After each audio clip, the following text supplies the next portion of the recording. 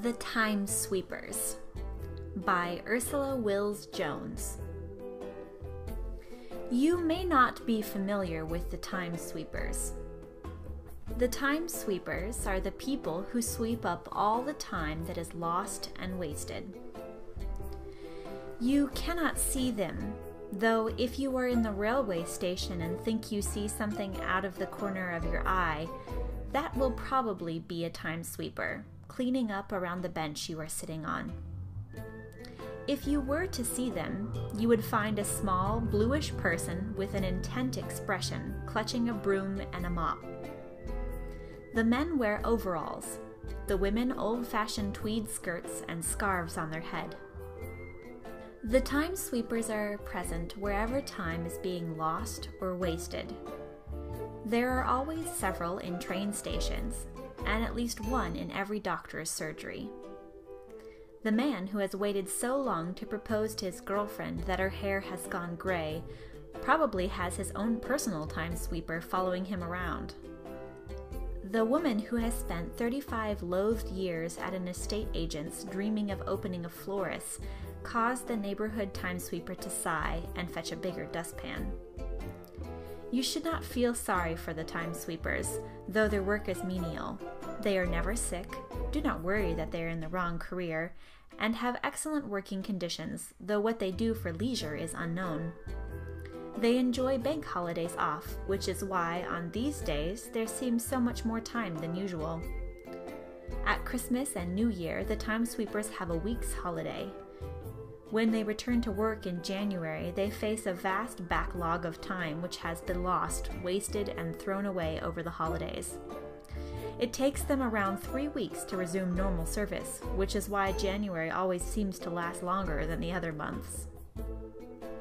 The time sweepers have been around forever, though modern life has created wasted time in such large concentrations that in some places the time sweepers have been forced to industrialize their operations, buying a number of specialized compressing lorries similar to those used by ordinary bin men.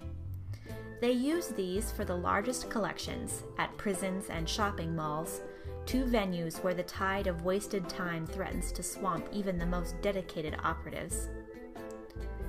Were you to ask a time sweeper, they would tell you one surprising thing. Time enjoyed is never time wasted. Cleaning up in a large office full of staggering tedium, the time sweeper will pass straight by the desk of the woman who is reading a holiday catalog under the desk, poring over pages of tropical beaches. They will pass by the next desk where a man is enjoyably wondering what his mother-in-law looks like naked, and stop by the desk of the young man who is counting every minute and loathing the hours. You may wonder what happens to the wasted time after it has all been cleaned up. Never fear, the time sweepers are ardent recyclers. It is collected, packed into large containers, moved to Liverpool docks, loaded onto a ship, and taken to India. There, in a dusty industrial estate somewhere near Bombay, it is cleaned, sorted, and graded.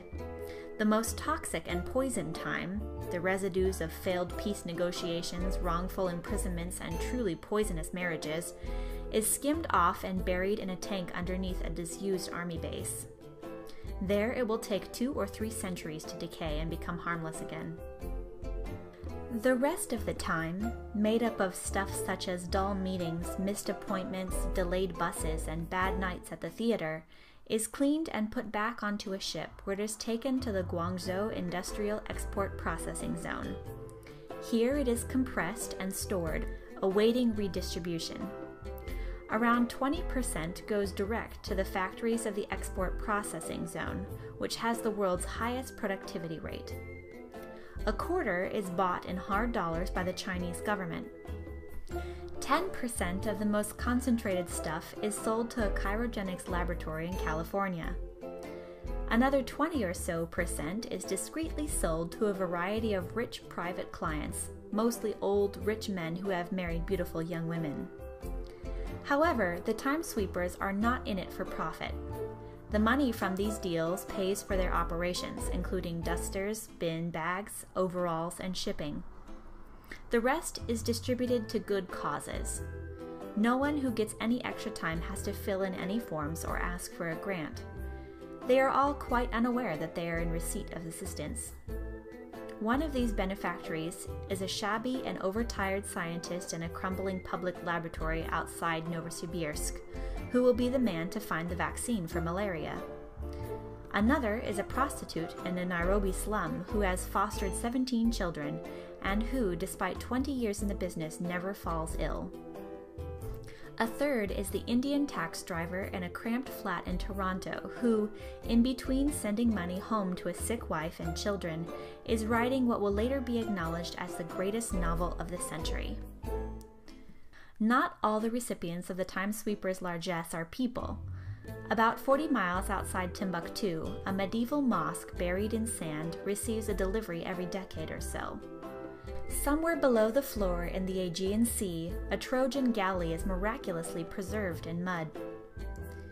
Similarly, the Time Sweepers gift a little extra time to a temple in Mexico and preserve a hull of Dark Age treasure in a Galway bog. A certain amount of charitable time is kept back for emergency situations, both small and large.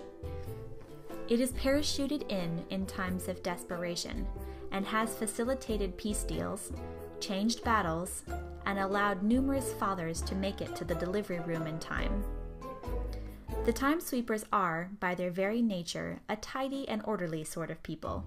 They wish that humans would think more about throwing away this valuable commodity, but don't expect it'll happen anytime soon. There isn't a moral to this story. It's just that if you are planning on throwing away your time, please remember, somebody has to pick it up.